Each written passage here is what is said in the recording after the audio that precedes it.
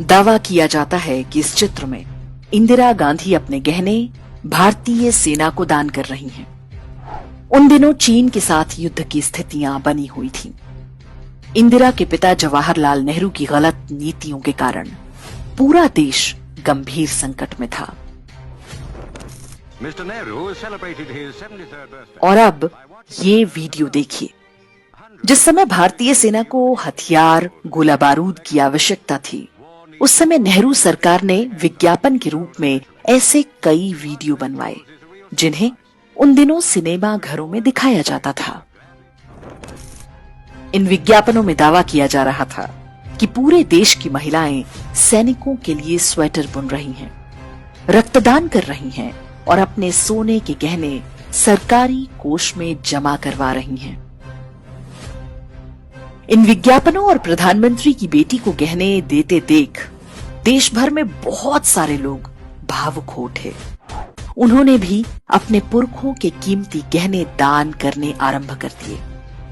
Defence India fund के नाम से चलाए गए इस अभियान में कुल 22 करोड़ रुपए नकद और अन्य वस्तुओं के रूप में जुटे थे। धन संग्रह का ये अभियान अभी आरंभ ही हुआ था कि चीन ने युद्ध विराम की घोषणा कर दी। युद्ध बंद होने के बाद ये धन कहां और कैसे खर्च हुआ, कभी किसी को पता नहीं चल पाया। कुछ वर्ष पहले ही शोध संस्था ऑब्जर्वर रिसर्च फाउंडेशन के एक फेलो ने दावा किया कि भारतीयों से युद्ध के नाम पर जुटाए गए सोने के गहने आज भी रिजर्व बैंक के खजाने में पड़े हुए हैं। चीन युद्ध जिन क्षेत्रों में हो रहा था, वहां 0 डिग्री से कम तापमान होता है। विज्ञापनों में जो स्वेटर दिखाए गए थे, वैसे भी सैनिकों के किसी काम के नहीं थे।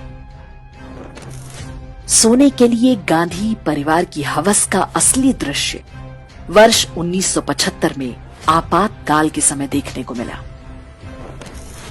तब इंदिरा गांधी ने राजस्थान और मध्य प्रदेश समेत देश भर के कई राजघरानों पर छापे मरवाए थे। विशेष रूप से जयपुर की महारानी गायत्री देवी और ग्वालियर के सिंधिया घराने को निशाना बनाया गया।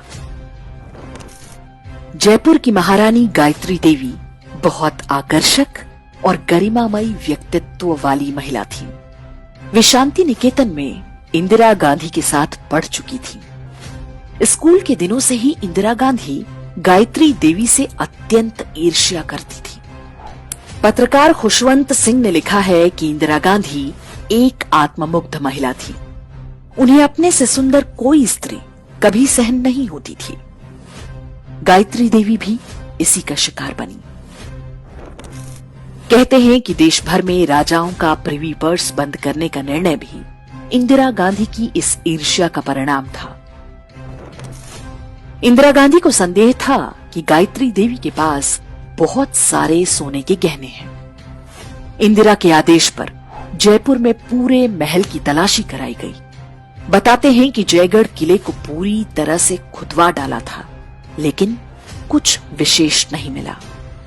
छापेमारी के अंतिम दिन राज परिवार से संबंधित मोती डूंगरी महल के तहखाने में 800 किलो सोना मिल गया। वो सोना वहां पर रखा है, इसकी जानकारी राज परिवार के सदस्यों को भी नहीं थी।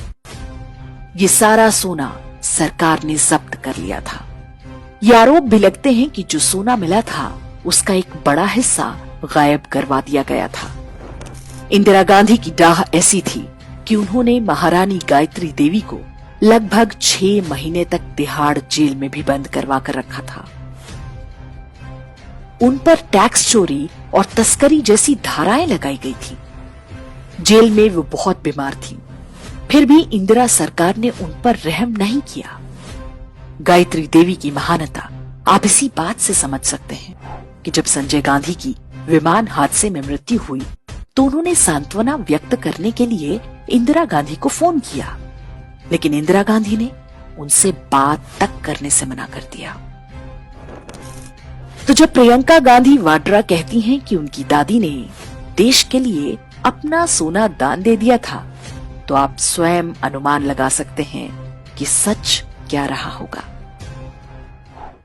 55 सालों के लिए कांग्रेस की सरकार रही है। किसी ने आपसे सोना छीना, आपके मंगलसूत्र छीने। इंदिरा गांधी ने अपना सोना, जब जंग हुई थी, अपना सोना देश को दिया। चीन युद्ध के लिए सोना देने का ड्रामा हो या सोने के लिए राजघरानों पर अत्याचार, ये सारी घटनाएं नेहरू गांधी परिवार और उसके वारिसों की मानसिकता को बताती है। कुछ प्रश्न हम भारत के लोगों पर भी खड़े होते हैं। हमने ऐसे परिवार और उनकी पार्टी को इतने दशकों तक अपने सिर माथे पर बिठाए रखा। देर से ही सही उनका मायाजाल टूट रहा है, लेकिन आज भी वो अपनी खानदानी परंपरा को छोड़ने को तैयार नहीं।